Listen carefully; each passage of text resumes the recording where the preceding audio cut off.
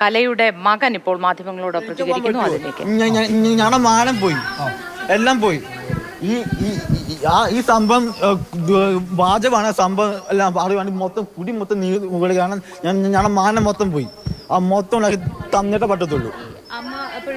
ജീവനുണ്ട്. നമ്മളെ മോനെ ഞാൻ അപ്പൊ എനിക്കറിയാം ഉണ്ട്. സൂചന കിട്ടില്ല. ഞാൻ അമ്മയെ കൊണ്ടുവരും. നമ്മുടെ അമ്മ കഷ്ണം എനിക്കുണ്ട്. ഞാൻ കൊണ്ടുവരും അമ്മയെ. എന്തെങ്കിലും വിളിച്ചിരുന്നോ ഈ പോയതിനു ശേഷം? ഇല്ല, വിളിച്ചിരുന്നില്ല. അച്ഛൻ എന്തെങ്കിലും മിണ്ടായിക്കാവോ? അച്ഛൻ ചോദിച്ചു നീ ഇതിനാ മിണ്ടാക്കുന്നത്, എന്തിനാ സംസാരിക്കാൻ പോകും. ഞാൻ സംസാരിച്ചു. എനിക്കെന്തിനാ പേടിക്കുന്നത്? ഞാൻ പോട്ടെ, എനിക്ക് ഒരു പേടിയില്ല. എനിക്ക് ഒരു പേടിയില്ല. അമ്മയ്ക്ക് എന്നെ അത് വെച്ചേക്കുന്നു. എടാ എനിക്ക് ഇത്തിരി ടെൻഷൻ.